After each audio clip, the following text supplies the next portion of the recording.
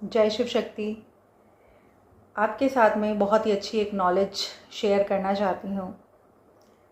हमने जनरली देखा है मंदिरों में, जब हम मंदिर जाते हैं तो किसी भी भगवान का, चाहे माता का मंदिर हो, हनुमान जी का मंदिर हो, श्री राम का मंदिर हो, उस मंदिर में शिव परिवार ज़रूर होता है।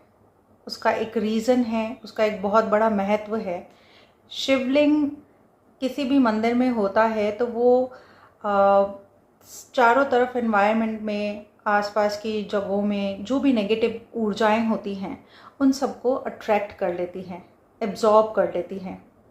शिवलिंग में इतनी ज़्यादा ऊर्जा होती है कि वो सारी नेगेटिव एनर्जी को अपने अंदर खींच लेती है, आकर्षित कर लेती हैं और चारों तरफ वातावरण पॉजिटिव बनाए रखती हैं। इसीलिए उसका स्पेशली उत्तर दिशा में मुंह होता है, एक ज्वेलरी होती है और जब उस पर जल चढ़ाया जाता है तो वो अंडरग्राउंड वो सारा पानी जाता है।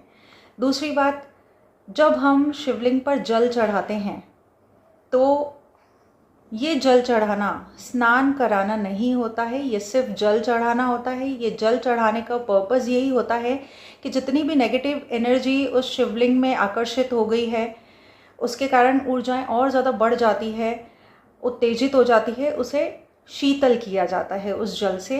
तो इसीलिए जल चढ़ाया जाता है, दूध चढ़ाया जाता है और वो सारा जल इसीलिए ज्वेलरी के थ्रू अंडरग्राउंड जो पैसेज बनाया जाता है उसी में पास होता है, बाहर कहीं फैलाया नहीं जाता या यूज़ नहीं किया जाता।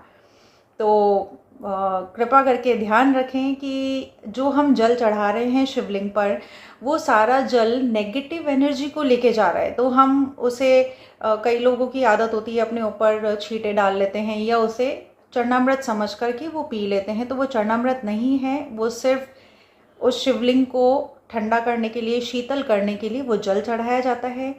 शिवजी का स्नान, शिवलिंग का स्नान ब्रह्म मुहूर्त तक ही होता है। मॉर्निंग में ब्रह्म मुहूर्त तक ही जो जल चढ़ाया जाता है वो स्नान कहा जाता है। उसके बाद ब्रह्म मुहूर्त के बाद रात को 10 बजे तक जितनी बार भी जब भी जल चढ़ाया जाता है वो सिर्फ जल चढ़ाना ही होता है, स्नान नहीं होता है।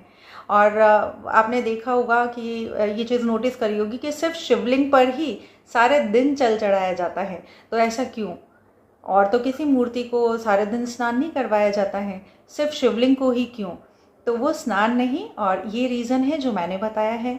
दूसरी एक और महत्वपूर्ण बात मैं आपको बताना चाहती हूँ कि शिवलिंग पर जो भी हम प्रसाद चढ़ाते हैं, कोई फ्रूट या मिठाई, कुछ भी जो स्पेशली शिवलिंग पर चढ़ाई जाती है, वो प्रसाद शिवजी के गणों के लिए होता है, उनका भोग होता है।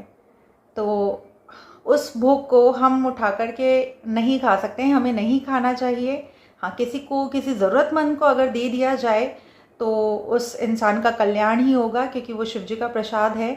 लेकिन अगर हमें जब तक ज़रूरत नहीं है, हम बहुत ज़्यादा नीडी नहीं है, तब तक हमें नहीं खाना चाहिए, क्योंकि उन गणों का है। किसी और का भोजन अगर हम छीन लें, खा लें तो कैसा लगेगा उन्हें? उन्हें अच्छा नहीं लगेगा। बच्चों को दिया जा सकता है, बच्चे सबको प्रिय होते हैं, है ना? तो यही कुछ इम्पॉर्टेंट बातें थी जो हम डेली देखते हैं, लेकिन हमें शायद इतना ज्ञान नहीं है। मुझे ज्ञान मिला इस चीज़ का, तो मुझे लगा आपके साथ शेयर करूं। So thank you so much. जय शिव शक्ति।